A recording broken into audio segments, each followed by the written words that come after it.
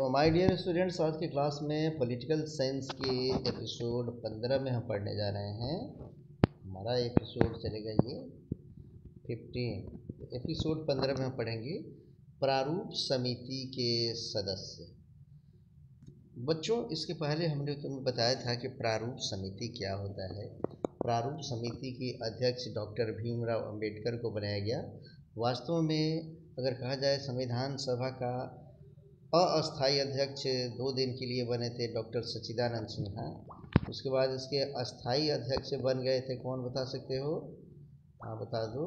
Doctor Rajendra Prasad. लेकिन संविधान के प्रारूप समिति के जो अध्यक्ष बनाए गए कि हमारा संविधान कैसे बनेगा, कितने चैप्टर्स होंगे, कौन सा टॉपिक इसमें रहेगा, ये सबका प्रारूप तैयार करने वाले व्यक्ति थे डॉक्टर भीमराव अंबेडकर। तो बच्चों, जैसा कि तुम्हें पता होना चाहिए, किसी भी समिति में कोई भी काम अकेले बड़े बड़े काम कोई नहीं कर सकता, उसके लिए समूह में करना पड़ता है। इसके लिए जो समिति बनाई गई, समिति में डॉक्टर भीमराव अंबेडकर अकेले नहीं थे, इनको इसका अध्यक्ष बनाया गया था, माने हेड यही थे। लेकिन इनको सहयोग देने वाले भारत के कई विशेषज्ञ थे, जिसमें कुछ नाम तुम्हें याद रखना है बच्चे। इसमें थे गोपाल स्वामी अयंगर, अयंगर के नाम से जानते हैं उसको, कृष्णा स्वामी अय्यर। मेरे साथ बोलते जाओ, गोपाल स्वामी अयंकर, कृष्णा स्वामी अय्यर, के एम मुंशी, सैयद मोहम्मद सादुल्ला। बच्चे, जब मेरे साथ तुम बोलते हो ना, तो बोलने पर ये याद जल्दी होता है, इसीलिए मैं तुमसे बुलवा रहा हूँ। घबराना नहीं है, इसको एक एक करके स्टेप बाई स्टेप तैयार करते जाना है। फिर से बोलते हैं, डॉक्टर भीमराव अंबेडकर, गोपाल स्वामी अयंकर, कृष्णा स्वामी अय्यर, के एम मुंशी, सैयद मोहम्मद सादुल्ला। यह तो हो चुका है। फिर से बोलो मेरे साथ, एन माधव राव। यह वी.एल. मिंग के स्थान पर ही आए थे। और 7वां है इसमें डी.पी. खेतान। खेतान की मृत्यु के बाद टी. कृष्णाचारी इनके स्थान पर आ गए।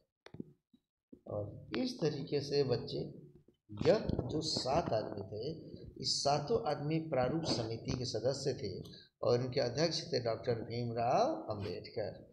बच्चों, अब मैं तुम्हें बता दूं कि संविधान सभा का चुनाव जुलाई 1946 ईस्वी में किया गया था। ये नोट से इसे याद रखना। भीमराव अंबेडकर के बारे में कई सारे प्रश्न पूछता है। दुनिया का पहला शख्स जो दुनिया में सबसे ज़्यादा डिग्रियाँ ले रखा है बच्चे, ऐसे महान विद्वान थे हमारे डॉक्टर भीमराव अंबेडकर, जिनकी वजह से आज हिंदू, मुस्लिम, सिख, ईसाई, हिंदुओं की बात करते SC ST EBC BC सभी लोग एक साथ बैठकर काम करते हैं और एक साथ रहते हैं। ये डॉक्टर भीमराव अंबेडकर की देन है बच्चे। तो डॉक्टर भीमराव अंबेडकर का चुनाव पूछता है कहाँ से हुआ था, तो लिखेंगे भारत के बंगाल प्रांत के पूर्वी भाग से हुआ था।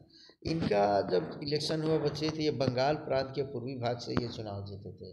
किंतु बंटवारे के बाद यह जो हमारा पूर्वी भाग है, यह चला गया, ये समझो कि पाकिस्तान में चला गया। आज उसे हम बांग्लादेश कहते हैं बच्चे। बांग्लादेश चूँकि देश आज़ाद हुआ तो भारत 2 हिस्सों में बटा। ये देखो, हमारा ये भारत था बच्चा, और ये भारत हमारा ऐसा हुआ करता था। ये देख लो, ऐसे होते थे, हुआ था बच्चा। तो इस तरीके से हमारा ये भारत था।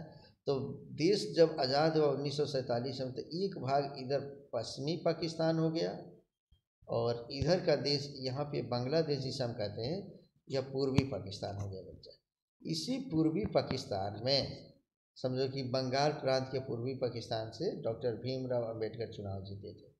इसलिए बंटवारे के बाद ये पाकिस्तान में चला गया। तो उस समय पाकिस्तान इधर भी था और पाकिस्तान, ये बांग्लादेश भी पाकिस्तान का हिस्सा था, बीच का हिस्सा हमारा भारत था ये। ठीक है बच्चे।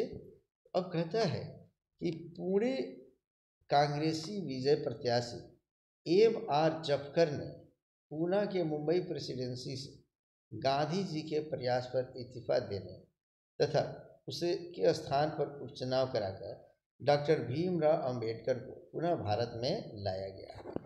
अर्थात जब यह पाकिस्तान में चला गया बच्चे, हमारा हिस्सा पूर्वी भाग, तो डॉक्टर भीमराव अंबेडकर को गांधी जी ने पुणे के एक प्रत्याशी थे एम.आर. जपकर, उनसे उन्होंने कहा कि भाई आप पूना के मुंबई प्रेसिडेंसी से आप इस्तीफ़ा दे दीजिए, फिर से वहाँ चुनाव होगा।